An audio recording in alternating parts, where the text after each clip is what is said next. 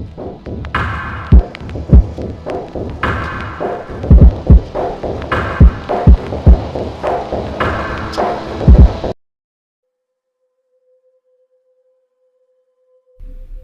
बार मैंने ब्रह्म राक्षस के ऊपर एक स्टोरी लिखी है। कहानी पूरी सुनने के बाद कमेंट करके जरूर बताइएगा कि आपको मेरी लिखी हुई ये कहानी कैसी लगी और आपके फेवरेट टॉपिक्स कौन से हैं जिन पर आप हॉरर स्टोरी सुनना चाहते हैं। कमेंट करके जरूर बताइएगा, तो मैं अगली कहानी उसी टॉपिक पर लिखूंगी। इस कहानी में आप देखेंगे कि किस तरह एक चहल पहल वाला भवन एक सुनसान भवन बन गया, सिर्फ और सिर्फ ब्रह्म राक्षस के कहर से। आखिर ब्रह्म राक्षस होता क्या है? ये तो हम सब ने सुना होगा कि ब्रह्म राक्षस के हाथ में आया हुआ व्यक्ति कभी भी जिंदा वापस नहीं लौटता। पर क्या रवि ब्रह्म राक्षस के कहर से बच पाएगा? और ऐसा क्या हुआ था जिससे पूरा गांव एक ही दिन के अंदर शमशान घाट में तब्दील हो गया था? लोगों के अनुसार ऐसा माना जाता है कि अगर ब्रह्म राक्षस को मारने के बारे में किसी ने सोच भी लिया तो अब ब्रह्म राक्षस उसे मारकर ही मानेगा। ब्रह्म राक्षस जिन्न से भी ज्यादा शक्तिशाली हो सकता है। ऐसा कहा जाता है कि अगर आप ब्रह्म राक्षस की चपेट में आ गए तो इस दुनिया में ऐसी कोई शक्ति नहीं है जो आपको ब्रह्म राक्षस के कहर से निकाल सके। दरअसल ब्रह्म राक्षस एक ब्राह्मण होता है। जब वो जिंदा होता है तब वो काफी सारी चीजों का ज्ञान अर्जित करता है, लेकिन वो अपने उस ज्ञान का गलत इस्तेमाल करता है और मरने के बाद सजा के तौर पर वो एक राक्षस बन जाता है। और क्योंकि वो ब्राह्मण था और ज्ञानी था, इसीलिए उसे ब्रह्म राक्षस का नाम दिया जाता है। ये राक्षस भी ज्यादातर बाकी दूसरी भयानक आत्माओं की तरह सुनसान जगह पर ही पाए जाते हैं। अगर आप में से कभी भी किसी को ये पता चले कि यहाँ पर ब्रह्म राक्षस का वास है तो उस जगह पर भूल कर भी कभी मत जाइएगा। कई सारे लोगों ने अपने जीवन में ब्रह्म राक्षस को देखा भी है और कई लोगों ने ब्रह्म राक्षस की वजह से अपनी जान भी गंवाई है। तो भूतों के इस लोक में जो सबसे ज्यादा ताकतवर है वो है ब्रह्म राक्षस, और ये बहुत ही खतरनाक राक्षस होते हैं। तो चलिए, हमने ये तो जान लिया कि आखिर ब्रह्म राक्षस होते क्या है। अब मैं आपको मेरे द्वारा लिखी हुई ब्रह्म राक्षस की कहानी सुनाती हूँ। तो चलिए बिना किसी देरी के कहानी की शुरुआत करते हैं। तू भी चालू हो गया ब्रह्म राक्षस ब्रह्म राक्षस। अरे कुछ नहीं होता ये सब। आज लोग इतने मॉडर्न हो गए हैं और तू अभी भी ब्रह्म राक्षस जैसी चीजों पर मानता है। तुझसे मुझे ये उम्मीद नहीं थी अक्षय। ये वाक्य खत्म करते हुए रवि चुप हो जाता है। रवि जो कि शहर का लड़का था और अक्षय जो कि रवि का सबसे प्रिय दोस्त था, जो कि बचपन से ही गांव में रहता था। रवि और अक्षय दोनों ही बचपन के दोस्त हैं। जब रवि अपनी नानी के घर आता था तो वो ज्यादातर अक्षय के साथ ही खेलता था। पर आज अलग ये हुआ कि रवि बचपन में अपने घर के सामने वाले भवन में खेला करता था, पर आज गांव में सारे लोग उस भवन में उसे जाने से मना कर रहे हैं। यहाँ तक कि जब उसने अपने प्रिय मित्र अक्षय से पूछा तो उसने भी उस भवन में जाने के लिए ना बोल दिया। अक्षय कहता था कि उस भवन में ब्रह्म राक्षस रहता है और पूरा गांव भी यही कहता था कि उस भवन में ब्रह्म राक्षस रहता है जिसने बहुत सारे लोगों की जान ली है। और अब इन सब फालतू की बातों को सुन सुनकर रवि पक चुका था।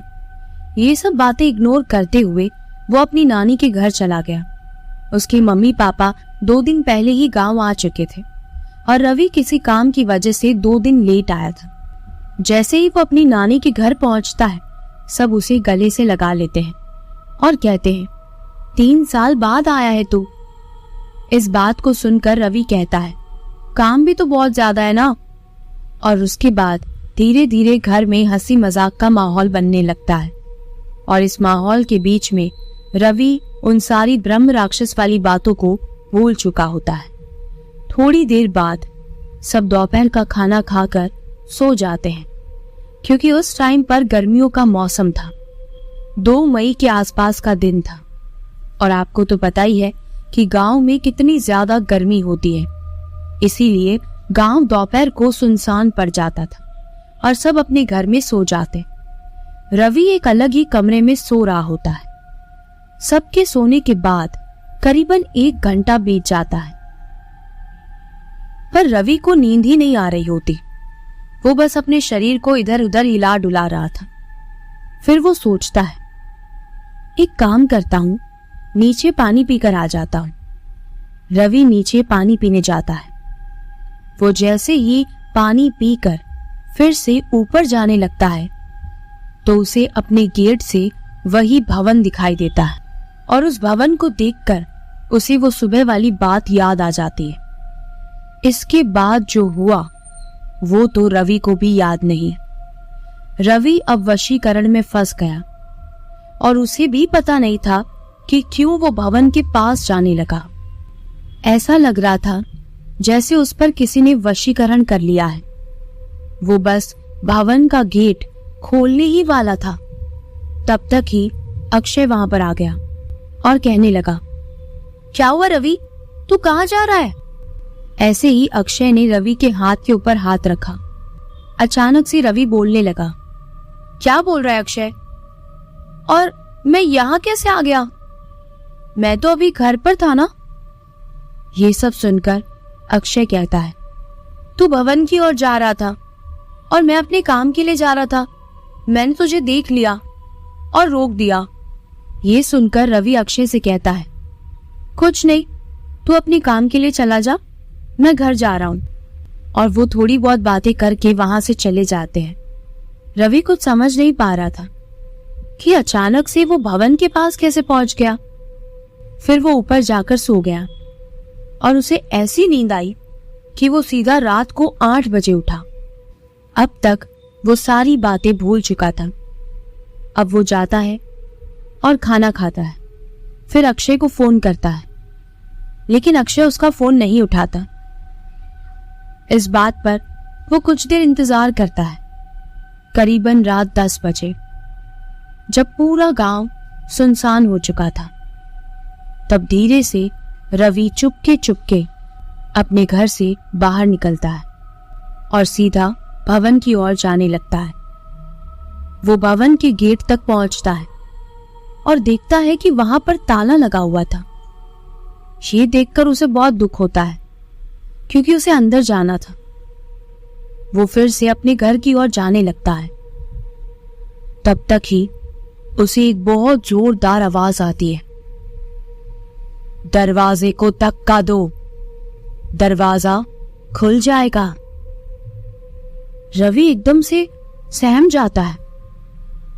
अचानक से ये आवाज कैसे आई और कहां से आई? तभी वो आवाज फिर से आती है और इस बार वो और ज्यादा भारी बन जाती है और वो भारी आवाज फिर से रवि को सुनाई देती है, सोचो मत, जल्दी से दरवाजे को धक्का दो। ये सब सुनकर रवि बहुत डर जाता है। अब वो सोचने लगता है, आखिर ये आवाज आ कहां से रही है? कोई मेरे साथ मजाक तो नहीं कर रहा? नहीं, पर यहां पर तो कोई नजर ही नहीं आ रहा। मुझे क्या, क्यों ना मैं एक बार धक्का मारकर ट्राई कर ही लूं। और इतना सोचकर वो भवन के दरवाजे पर धक्का मारने जा ही रहा होता है। जैसे ही वो दरवाजे को हाथ लगाता है, तब तक ही अक्षय वहां आ जाता है और वो जोर से रवि का हाथ खींचकर उसे धक्का देकर दूर गिरा देता है।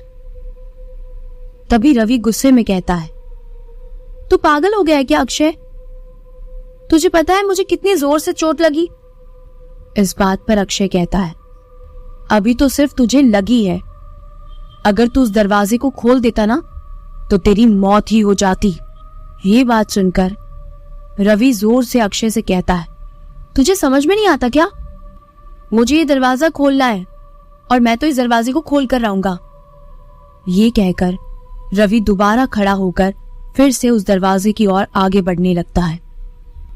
तभी अक्षय रवि को फिर से रोककर कहता है, मेरे भाई तू मेरी बात मान, इस भवन के अंदर ब्रह्म राक्षस है, वो 1 मिनट में ही तेरा खेल तमाम कर देगा। और याद रखना, अगर तू वहां से बच भी गया ना तो एक बार अगर तू उस ब्रह्म राक्षस की नजर में आ गया तो वो तुझे मारे बिना छोड़ेगा नहीं। इस बात पर रवि कहता है, तू और तेरी ये फालतू की बातें। और फिर वो अक्षय से कहता है, मैंने तुझे कॉल किया था ना, तूने मेरा कॉल क्यों नहीं उठाया? इस बात पर अक्षय कहता है, वो मुझे थोड़ा काम था। बोल, तूने मुझे कॉल क्यों किया था? इस बात पर रवि कहता है, मैंने तुझे इसलिए कॉल किया था कि मुझे तेरे साथ ही इस भवन में जाना था। तभी अक्षय ने कहा, देख, अब अगर तूने ये बात किसी के भी सामने बोली या मेरे सामने भी बोली ना, तो तुझे हमारी दोस्ती की कसम है, मैं तुझसे दोस्ती तोड़ दूंगा। इस बात पर रवि कुछ नहीं बोलता। फिर अक्षय कहता है, देख रवि, अब तू गलती से भी इस भवन के पास मत जाना, तुझे हमारी दोस्ती की कसम है। और इतना कहकर अक्षय वहां से चला जाता है और रवि भी ना चाहते हुए अपने घर आकर वापस सो जाता है। आधी रात को रवि फिर से उस भवन की ओर जाता है। अब वो देखता है कि उस भवन का दरवाजा खुला होता है।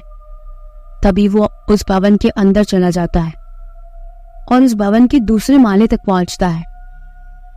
और वहां वो देखता है एक बहुत बड़े कद का आदमी वहां बैठा था, जो अजीब से मंत्र पढ़ रहा था और उसके हाथ में एक बुक थी और वो लगातार रवि को ही देख रहा था। उसकी आंखें बिल्कुल सफेद और उसकी आंखों के अंदर से खून निकल रहा था। उसके अंदर से अजीब सी बदबू भी आ रही थी। ये सब देखकर रवि बहुत ज्यादा डर जाता है और वो वहां से तेजी से भागने लगता है। तभी वो भयानक आदमी जोर जोर से हंसने लगता है। अब मैं आपको ये बात यहां पर बता दूं कि वो भयानक बड़ी कद वाला आदमी और कोई नहीं, ब्रह्म राक्षस ही था। जैसे जैसे रवि अपने घर तक पहुंचता है, पता नहीं कैसे, पर जैसे रवि के ऊपर उस ब्रह्म राक्षस ने वशीकरण कर दिया था। अभी अभी उसके साथ क्या हुआ वो उस बात को पूरी तरीके से भूल चुका था और अब दोबारा भवन के अंदर भी ताला लग चुका था। तभी पूरे गांव में एक बहुत तेज आवाज होती है, जल्द ही इस गांव को शमशान घाट में तब्दील कर दूंगा। पूरा गांव इस बात को समझ ही नहीं पाता। पूरी रात सभी गांव वाले इसी बारे में सोचते रह जाते हैं और देखते ही देखते सुबह हो जाती है। रवि सुबह तक सारी बातें पूरी तरह से भूल चुका होता है। सुबह जब रवि उठता है, नीचे आता है, नाश्ता करता है, तब वो कहता है, मामा, मैं जब से यहाँ आया हूं तब से मुझे सामने वाले भवन में जाने से सब मना कर रहे हैं। मैं जब भी पूछता हूं तो सब कहते हैं कि उस भवन में ब्रह्म राक्षस रहता है। इस बात पर सारे घर वाले साथ में कहते हैं, वो सही बोल रहे हैं, उस भवन में सच में ब्रह्म राक्षस का कहर है। इस बात पर रवि कहता है, आत्मा और भूत प्रेत तो सुना है, अब ये ब्रह्म राक्षस कौन सी नई बला है। लेकिन इस बात पर कोई कुछ नहीं कहता। फिर वो चुपचाप खाना खाकर ऊपर चला जाता है। उस दिन इतनी ज्यादा धूप नहीं थी और हल्की ठंडी हवा चल रही थी, इसीलिए वो सोचता है कि क्यों ना मैं छत पर चला जाऊं। खाना भी खा ही लिया है, थोड़ी देर छत पर थोड़ा वॉक कर लेता हूं। ये सोचते सोचते वो 5वें फ्लोर तक पहुंचता है और रवि अपने मन ही मन ये कह रहा होता है, क्या ब्रह्म राक्षस सच में होते हैं? वो ये सब सोच ही रहा था, तभी उसकी नजर सामने पड़ती है और रवि सामने खिड़की से देखता है। तब वो देखता है कि सामने एक साथ कई सारे लोग बैठे हुए हैं, ऐसी परछाई दिखाई दे रही थी। भवन थोड़ा सा दूर था और भवन की खिड़की के ऊपर पर्दा लगा हुआ था, इसीलिए उसे दूर से खाली कई सारे लोगों की परछाई दिखाई दे रही थी। तभी वो अपने मन ही मन कहता है, ये गांव के लोग भी कैसे हैं? इन लोगों को खुद भी नहीं पता कि भवन के अंदर कई सारे लोग रह रहे हैं। इतने सारे लोग भवन के अंदर रहते हैं, फिर भी ये लोग मुझे वहां जाने नहीं दे रहे, तो इन लोगों को किसने जाने दिया? ये सब सोचते सोचते ही वो बस खिड़की से सामने देख रहा था और फिर वो ऊपर चला जाता है। अब धीरे धीरे रात का समय हो गया, लेकिन रवि पूरे घर में कहीं भी नजर नहीं आ रहा था। पूरी फैमिली परेशान होने लग जाती है कि रवि बिना बताए कहाँ चला गया। और ऐसा तो कहाँ गया जो अभी तक वापस ही नहीं आया। रवि के मामा अब रवि को ढूंढने के लिए बाहर जाते हैं, पर वो बाहर भी कहीं दिखाई नहीं देता। फिर रवि के मामा पूरे गांव में रवि रवि चिल्ला चिल्लाकर उसे ढूंढने लगते हैं। अपने सभी रिलेटिव से भी पूछते हैं कि क्या आपने रवि को देखा है। रवि की फैमिली में से रवि के मम्मी पापा रवि को ढूंढने के लिए रवि के दोस्तों के घर जाते हैं, लेकिन उन लोगों को भी रवि के बारे में कुछ नहीं पता होता।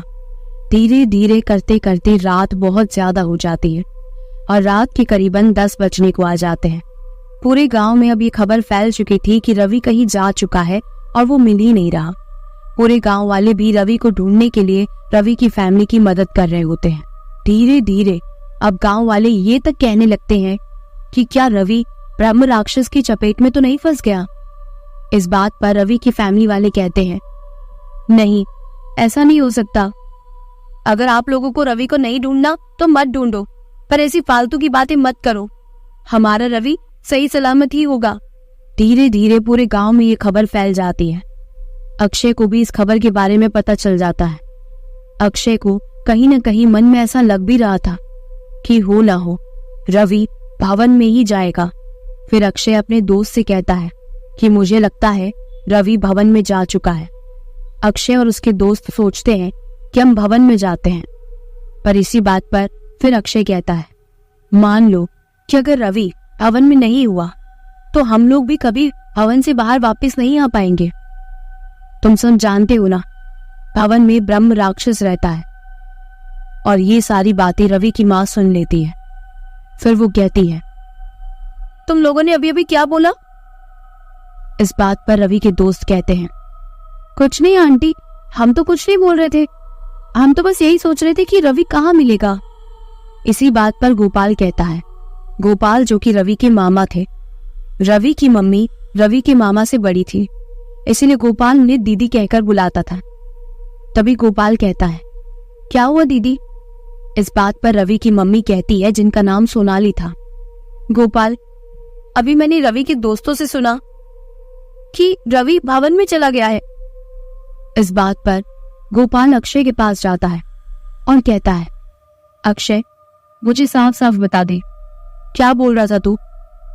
इस बात पर अक्षय उन्हें सारी बात बताता है और कहता है, मामा जी, मैंने रवि को रोकने की बहुत कोशिश की थी, पर अब मुझे भी यकीन नहीं हो रहा।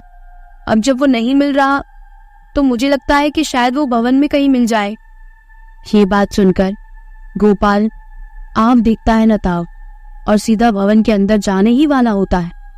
तभी वो देखता है कि भवन के दरवाजे पर जो ताला लगा था वो खुला हुआ था।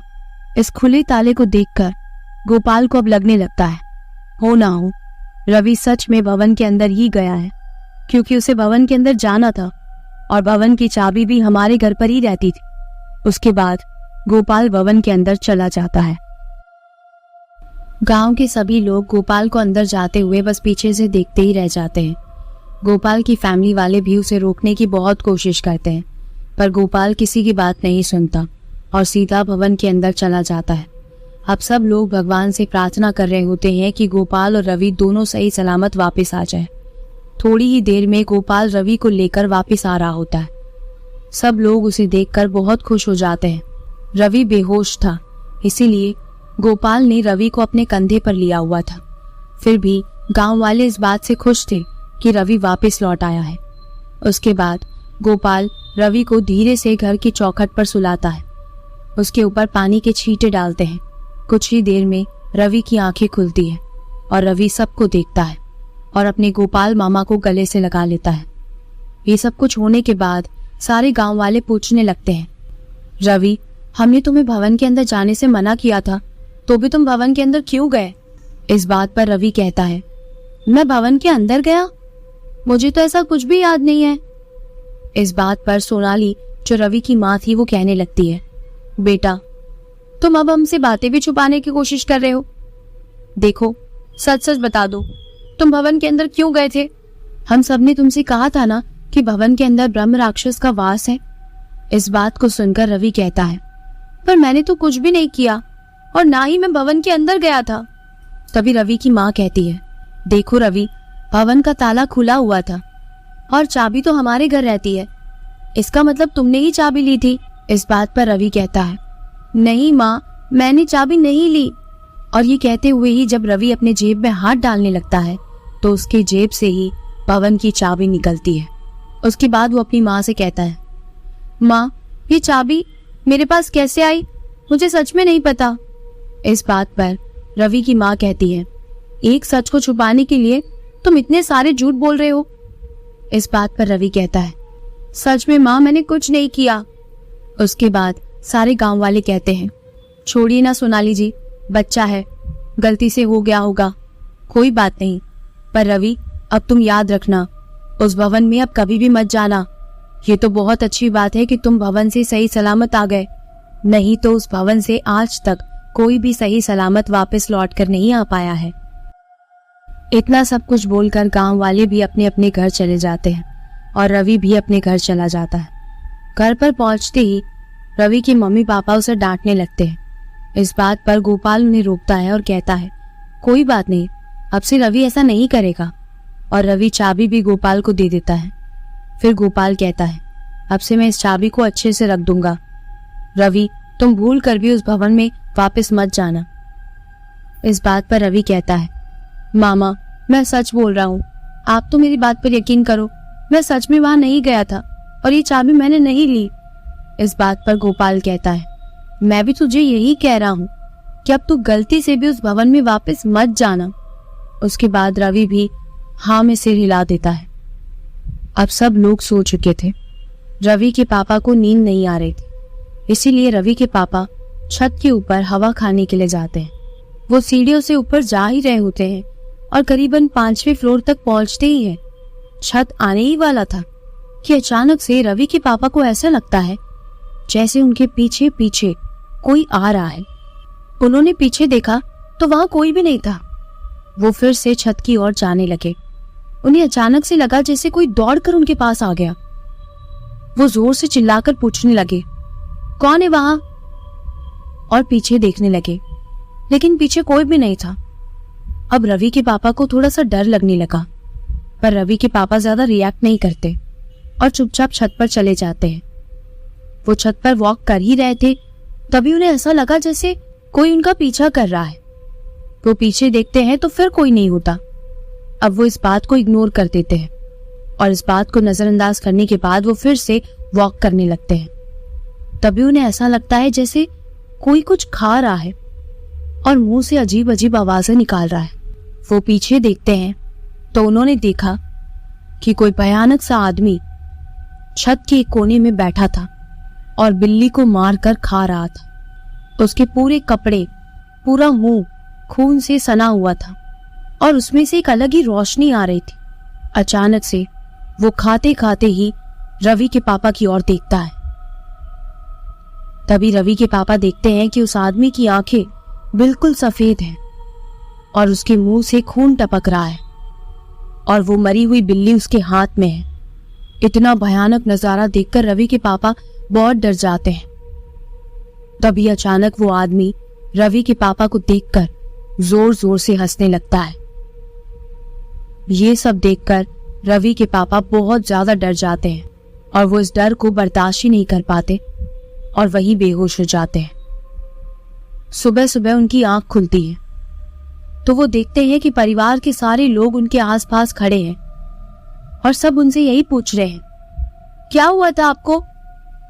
इस बात पर रवि के पापा यानी कि भूपेंद्र जी कुछ नहीं कहते और बस चुपचाप सबको देख रहे होते हैं। तभी अचानक से भूपेंद्र जी को कल रात की सारी बात याद आ जाती है और वो चिल्लाने लगते हैं और रोते रोते डरते हुए वो अपने घर वालों को सारी बात बताते हैं। ये सब सुनकर पूरे परिवार वाले बहुत डर जाते हैं। अब परिवार वालों को भी लगने लगा था कि हो ना हो ब्रह्म राक्षस का कहर इस घर में तो नहीं पड़ गया। ये सब सोचते सोचते ही सोनाली जी कहती है, एक काम करते हैं, हम किसी तांत्रिक को बुला लेते हैं। पूरे परिवार को भी ये बात सही लगती है। फिर तांत्रिक घर आता है और कहता है, ये सारी चीजें ब्रह्म राक्षस की वजह से तो नहीं हो रही है, गांव का इलाका है, भूत प्रेत का साया पड़ना, ये सब तो हो ही जाता है। घबराने वाली कोई बात नहीं है। मैं घर के चारों ओर एक धागा बांध देता हूँ, फिर कुछ भी नहीं होगा। उसके बाद तांत्रिक घर के चारों ओर एक धागा बांधता है और कुछ मंत्र पढ़कर वहां से चला जाता है। अब 1-2 दिन हो चुके होते हैं, पर कोई घटना ऐसी नहीं होती। अब सबको यकीन हो चुका था कि हमारे घर पर ब्रह्म राक्षस का वास नहीं है। एक दिन शाम 7 बजे रवि 3 बिल्लियां लेकर आता है और रवि सबको कहता है, मुझे आजकल बिल्लियां बहुत अच्छी लगती है, इसीलिए मैं सोच रहा हूँ कि 2-3 बिल्लियां घर पर ही रख लेते हैं। इस बात से किसी को कोई प्रॉब्लम तो नहीं है ना? फिर सारे घर वाले भी रवि की बात मान लेते हैं और उसे बिल्लियों को रखने के लिए हाँ कह देते हैं। एक रात रवि अपने मम्मी पापा के साथ सो रहा होता है। रवि को अचानक से बाहर से म्याऊं म्याऊं की आवाजें आने लगती है। रवि वहां से उठकर चला जाता है। तभी धीरे धीरे उन बिल्लियों की म्याऊं म्याऊं की आवाज बहुत ज्यादा बढ़ने लगती है और अब तो बिल्ली की कराहने की आवाज आने लगती है। ऐसा लग रहा था जैसे बिल्ली किसी दर्द में हो। और अब वो तीनों बिल्लियों की इतनी जोर जोर से कराहने की आवाज आती है कि पूरा का पूरा परिवार ही उठ जाता है। फिर पूरा परिवार बरामदे में पहुंचता है और वो लोग देखते हैं कि तीनों की तीनों बिल्लियां तड़प रही हैं और मरने के कगार पर आ चुकी है। और फिर म्याऊं म्याऊं करते करते ही उन तीनों बिल्लियों ने अपना दम वहीं तोड़ दिया। ये सब देखकर पूरा परिवार हक्का बक्का रह गया। इस बात पर सोनाली जी कहने लगती है, बिल्लियां इस तरह से मरी है, ऐसा लग रहा है जैसे बिल्लियों को किसी ने जानबूझकर मारा हो। इनका शरीर भी कटा हुआ है। इस बात पर भूपेंद्र जी कहते हैं, लगता है कोई बड़ा जानवर आया होगा और एक साथ ही तीनों बिल्लियों को मारकर खाकर चला गया। इस बात पर सोनाली जी भी कुछ नहीं बोलती। पूरा परिवार उन तीनों बिल्लियों की लाशों को देख रहा था। अचानक से सोनाली जी को याद आता है कि उन तीनों बिल्लियों को लाने वाला रवि था। रवि कहाँ है? तभी सोनाली जी कहती है, मैं 1 मिनट में आती हूँ। और वो रवि को ढूंढने जाती है, लेकिन उन्हें रवि कहीं नहीं मिलता। अब वो थोड़ा परेशान होने लगती है। अचानक से रवि की माँ की नजर घर के एकदम कोने में पड़ती है। वहां पर कोई इंसान बैठा हुआ दिखाई दे रहा था। वो जो कोई भी इंसान था वो उल्टा बैठा था और सोनाली जी की तरफ उसकी पीठ दिखाई दे रही थी। सोनाली जी धीरे धीरे उस इंसान के थोड़ा पास जाती है और थोड़ा सा पास जाकर वो पहचान लेती है कि ये और कोई नहीं बल्कि रवि ही बैठा है। फिर रवि की माँ कहती है, रवि तू इधर क्यों बैठा है? तभी अचानक से रवि पीछे देखता है और बहुत ही भारी आवाज में कहता है, मैं रवि नहीं, ब्रह्म राक्षस हूं, ब्रह्म राक्षस। रवि का मुंह बहुत अजीब सा दिखाई दे रहा था। अब तो रवि बहुत ज्यादा डरावना लग रहा था। उसके कपड़े जगह जगह से फटे हुए थे। उसकी आंखें पूरी लाल हो चुकी थी और उसकी आंखों के अंदर से लगातार खून बह रहा था। उसके बाल भी लंबे लंबे हो चुके थे। उसके नाखून भी बहुत ज्यादा बड़े हो चुके थे। अब धीरे धीरे उसका रूप भी बदलने सा लगा था और देखते ही देखते वो पूरी तरीके से ब्रह्म राक्षस में तब्दील हो जाता है। ये सब देखकर रवि की माँ बहुत जोर जोर से चिल्लाने लगती है। उनकी आवाज सुनकर सारे लोग वहां पर आ जाते हैं और फिर वो सब लोग उनसे पूछने लगते हैं, क्या हुआ सोनाली? सोनाली जी डरते हुए रवि की ओर इशारा करती है। पूरा परिवार जिस तरफ सोनाली जी इशारा कर रही होती है उस तरफ देखते हैं, पर वहां पर कुछ भी नहीं होता। अब सोनाली भी उस तरफ देखती है और सच में अब वहां पर कोई भी नहीं होता। ये सब देखकर सोनाली जी अचंभे में पड़ जाती है और फिर वो तुरंत कहती है, रवि कहाँ है? इस बात पर पूरा परिवार कहता है, रवि तो सो रहा है। जैसे ही पूरा परिवार ये बात कहता है तभी रवि के पापा कहते हैं, पर मैंने तो रवि को बाहर जाते हुए देखा था। जब वो म्याऊं म्याऊं की आवाज आ रही थी तो मुझे लगा कि रवि बिल्लियों के पास ही गया होगा और ये सब होने की वजह से मैं रवि के बारे में तो भूल ही गया। मेरे हिसाब से रवि घर पर नहीं है। ये सब सुनकर पूरा परिवार रवि को देखने के लिए घर की ओर बढ़ता है और घर के अंदर जाता है। तभी वो लोग कमरे के अंदर देखते हैं तो रवि वहीं पर था। और ये देखकर रवि के मम्मी पापा को भी शौक लगता है, क्योंकि रवि सच में कमरे में सो रहा था। इस बात पर गोपाल कहता है, क्या आप भी दीदी देखो, रवि तो सो ही रहा है। ये सब कुछ होने के बाद रवि के मम्मी पापा इस बात पर ज्यादा नहीं सोचते और दोबारा पूरा परिवार सोने चला जाता है। सुबह जब रवि उठता है तो रवि को बिल्लियों के बारे में पता चलता है और फिर वो उन सब लोगों के सामने रोने लग जाता है। ये सब देखकर रवि के मम्मी पापा उससे कहते हैं, लगता है बेटा कल कोई बड़ा जानवर आकर उन तीनों बिल्लियों को मारकर खा गया होगा। कोई बात नहीं रवि, अब तो इस बात पर इतना दुखी मत हो। पर रवि बहुत ज्यादा दुखी था। अब पूरा परिवार रवि को समझा रहा था, देखो बेटा जो होना था सो हो गया, अब उस बात का इतना बुरा मत मानो। फिर कुछ घंटे बाद रवि भी इस बात को सोचना बंद कर देता है और नॉर्मल हो जाता है। थोड़ी देर बाद रवि अक्षय को कॉल करता है, अक्षय मुझे भवन के सामने मिलना। अक्षय भी अपने बाकी सारे दोस्तों को कॉल करके भवन के सामने मिलने के लिए कहता है। करीबन दोपहर के 2 बजे रवि के सारे दोस्त वहां पर पहुंच जाते हैं और अब रवि भी वहां पहुंच चुका होता है। रवि के हाथ में एक कैमरा होता है। उस कैमरे को देखकर सारे दोस्त कहते हैं, तूने हमें इस भवन के सामने क्यों बुलाया और तू कैमरा लेकर आया है, ऐसा क्यों? ये सारे सवाल रवि के दोस्त रवि से पूछ ही रहे थे। तभी रवि कहता है, अरे शांत शांत, मैं तुम्हें सब कुछ बताता हूँ कि मैंने तुम्हें यहाँ क्यों बुलाया है। देखो, जिस दिन मेरे मामा ने मुझे भवन से निकाला था, अभी तक तो मुझे भी नहीं पता कि मैं वहां बेहोश कैसे हुआ। पर पता है दोस्तों, मैं वहां क्यों गया था? इस बात पर सारे दोस्त पूछते हैं, हाँ बता, क्यों गया था तू उस भवन में, और वो भी इतनी रात को? इस बात पर रवि कहता है, सुनो तुम सब लोग, मैं तो बचने के लिए अपने घर में सबको झूठ बोल रहा था कि मुझे भी नहीं पता कि मैं भवन में कैसे पहुंचा। बल्कि सच तो ये है कि मैं ब्रह्म राक्षस को देखने और उसकी फोटो खींचने गया था।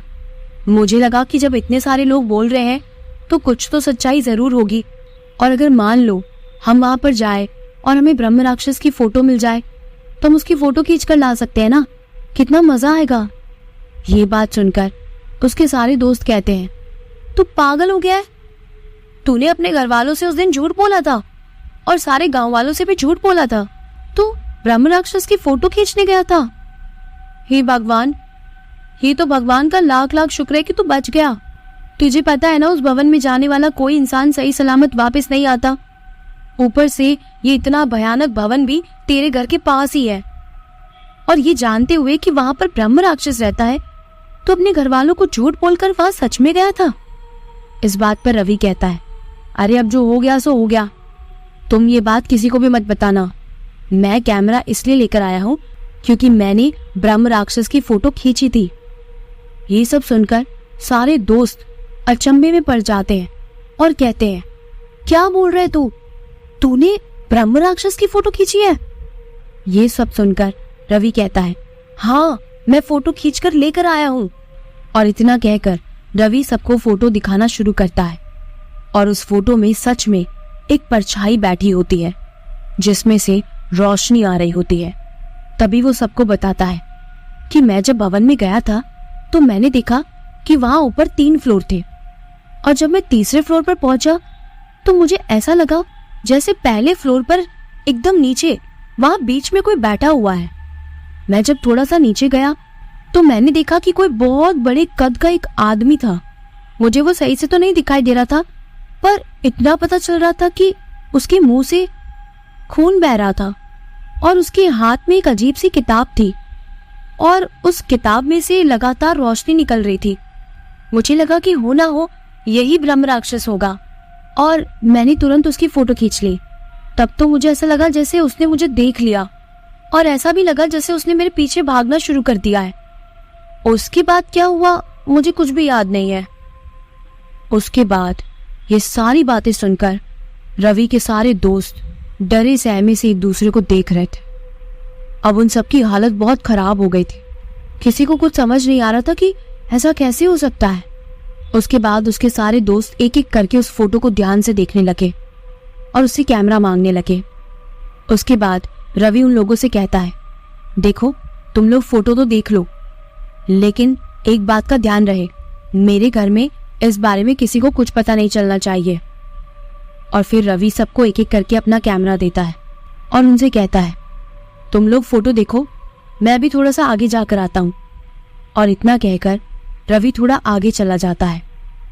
उसके सारे दोस्त उस ब्रह्म राक्षस की फोटो देख ही रहे थे और जैसे ही रवि थोड़ा सा दूर गया तो वो सारे दोस्त जाकर रवि के परिवार के पास चले गए और उन लोगों ने रवि के परिवार वालों को सब कुछ बता दिया और उन्हें वो फोटो भी दिखा दी।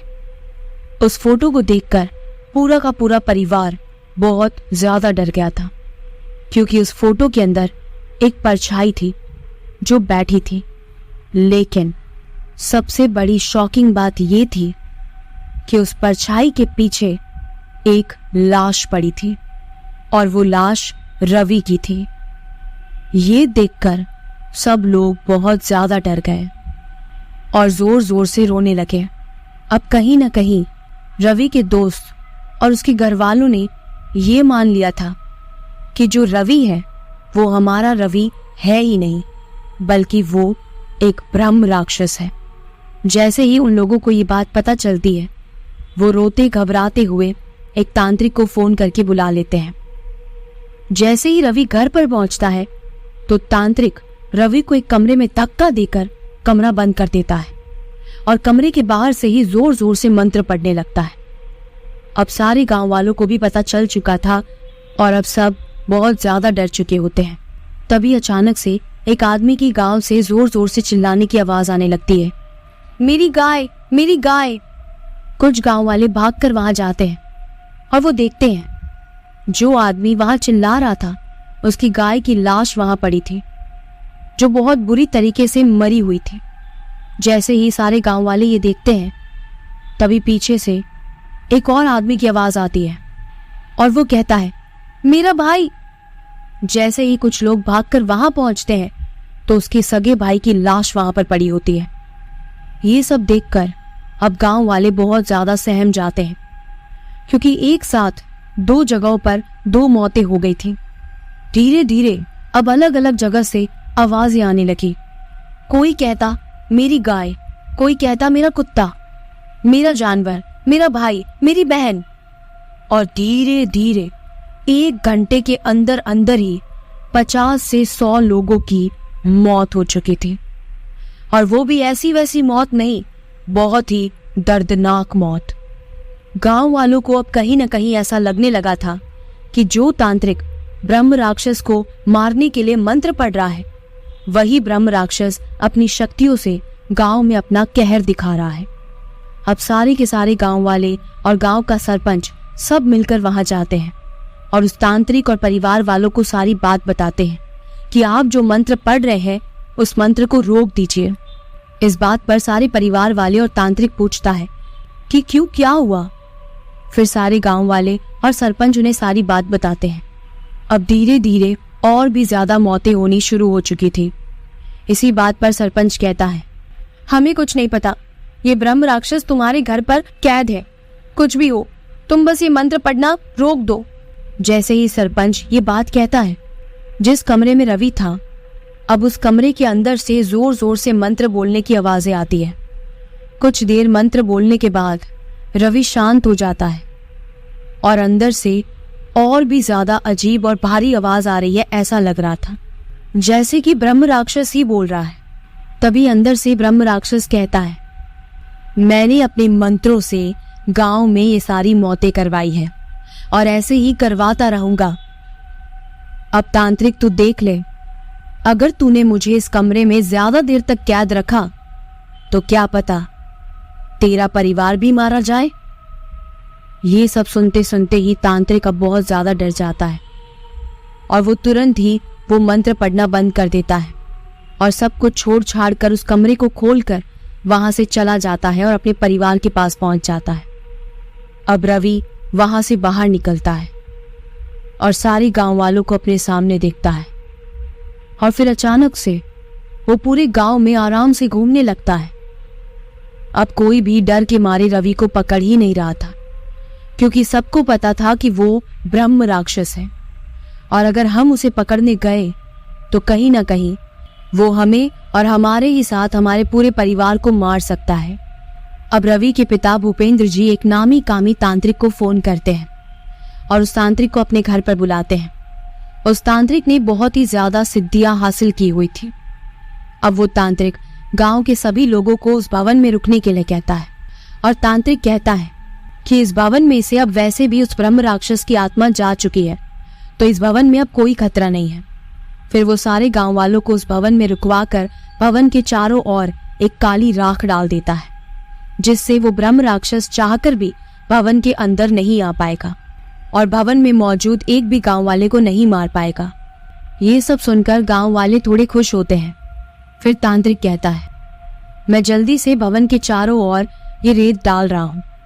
आप सब लोग भवन के अंदर रहो और अपनी गाय, कुत्ते, बकरी, अपने पालतू जानवर को भी अपने साथ ले जाओ, ताकि अब पूरे गांव में कोई ना बचे। जैसे ही सारे गांव वाले और सारे जानवर भवन के अंदर चले जाते हैं, उसके बाद तांत्रिक भवन के चारों ओर वो रेत डाल देता है। अब पूरा का पूरा गांव सुनसान हो चुका था। अब तांत्रिक कुछ मंत्र बोलते बोलते पूरे गांव में रवि को, यानी कि उस ब्रह्म राक्षस को ढूंढ रहा होता है। तभी वो तांत्रिक देखता है कि उसे रवि दूर कहीं खड़ा हुआ दिखाई देता है। वो तांत्रिक उसके पास जाकर रवि को एक जोरदार धक्का मारकर नीचे गिरा देता है और एक खंबे से उसे रस्सियों से बांध देता है और उसके ऊपर लगातार गंगा जल डालकर जोर जोर से मंत्र पढ़ने लगता है। रवि 2-3 मिनट तक उस तांत्रिक को बस देखता रहता है और फिर रवि बेहोश हो जाता है। थोड़ी देर बाद वो तांत्रिक अपना मंत्र पढ़ना बंद कर देता है और अचानक से वो तांत्रिक एकदम सन्न हो जाता है, क्योंकि उसे अपनी सिद्धियों से ये पता चल चुका था कि हो ना हो रवि के अंदर ब्रह्म राक्षस की आत्मा नहीं है। रवि वो ब्रह्म राक्षस है ही नहीं, बल्कि रवि के मामा यानी कि गोपाल के अंदर ब्रह्म राक्षस है। और जैसे ही तांत्रिक को ये बात पता चलती है तो वो पूरी तरह से सन्न रह जाता है, क्योंकि तांत्रिक ने उस भवन के अंदर सारे गांव वालों को बंद किया था और साथ ही साथ रवि के मामा यानी गोपाल, जिसके अंदर ब्रह्म राक्षस की आत्मा थी, वो भी भवन के अंदर ही मौजूद था। अब वो तांत्रिक भी घबरा जाता है। वो जल्दी से रवि को उठाने लगता है। रवि होश में आता है। अब रवि और तांत्रिक दोनों भागते हुए भवन तक पहुंचते हैं और वो देखते हैं कि दरवाजे पर कुंडी लगी हुई थी। वो जैसे तैसे उस दरवाजे की कुंडी को तो खोलते हैं, पर दरवाजा खुल ही नहीं रहा था। रवि और तांत्रिक दोनों ही बहुत ज्यादा जोर लगाकर उस दरवाजे को खोलने की, तोड़ने की कोशिश करते हैं और आखिरकार एक जोरदार की आवाज से भवन का दरवाजा खुल जाता है और अंदर का नजारा देखते ही रवि और वो तांत्रिक जोर जोर से रोने लगते हैं, क्योंकि सारे के सारे गांव वालों को ब्रह्म राक्षस ने मार दिया था और वो ब्रह्म राक्षस उनका मांस खा रहा था। और अब वो ब्रह्म राक्षस पूरी तरीके से अपने स्वरूप में आ गया था और रवि और तांत्रिक को देखकर जोर जोर से हंस रहा था। और उसके बाद वो ब्रह्म राक्षस अपनी भारी आवाज में कहने लगता है, मैं ब्रह्म राक्षस हूं, मुझे पकड़ना नामुमकिन है। जब रवि अंदर फंसा था और जब गोपाल रवि को लेने अंदर आया था, तब मैंने उसी वक्त गोपाल को मार दिया था और रवि को सही सलामत बाहर लाने दिया। मैंने एक खेल रचा था जिससे तुम सबको ये लगे कि रवि के अंदर ब्रह्म राक्षस है, पर रवि तो खाली मेरे बस में था और ब्रह्म राक्षस गोपाल हो सकता है, ऐसा किसी ने भी नहीं सोचा था। ये सब सुनकर रवि जोर जोर से रोने लगता है और ब्रह्म राक्षस उसे देखकर जोर जोर से हंसने लगता है। रवि के सामने उसके सारे दोस्तों की, अक्षय की, उसके मम्मी पापा की, सबकी लाशें पड़ी होती हैं। ब्रह्म राक्षस फिर से कहता है, मैंने रवि को अपना जरिया बनाया था।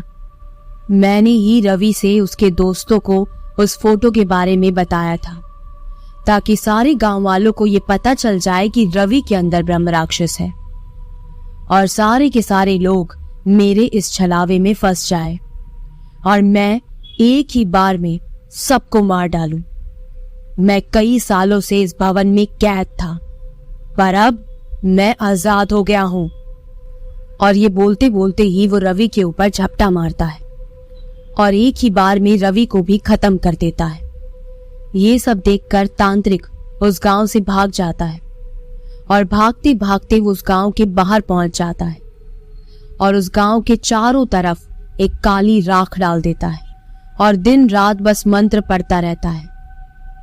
उस तांत्रिक का मानना ये था कि ज्यादा मंत्र पढ़ने से वो ब्रह्म राक्षस इसी गांव में हमेशा हमेशा के लिए कैद हो जाएगा, क्योंकि ब्रह्म राक्षस को मार पाना या उसे खत्म कर पाना या उसे अपने वश में कर पाना नामुमकिन है।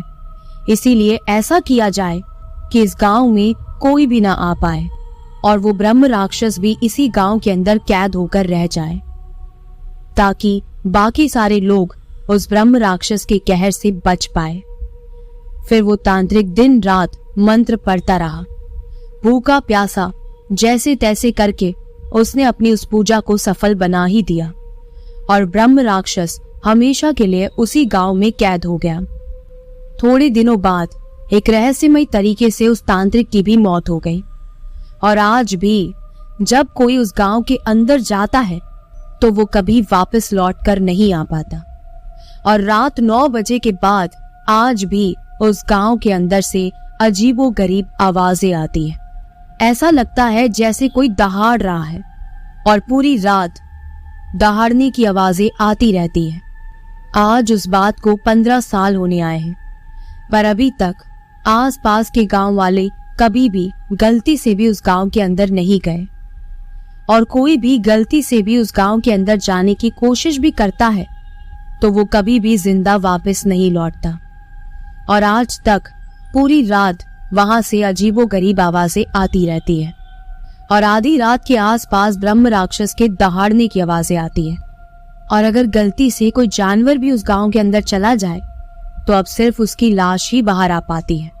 और हर रात उस ब्रह्म राक्षस की जोर जोर से हंसने की आवाजें वहां उस गांव में आज भी गूंजती रहती है।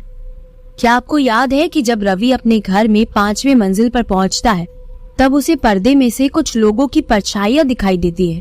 तो वो लोग कौन होंगे? क्या वो लोग कोई ब्रह्म राक्षस का छलावा था या वो लोग कोई और ही थे?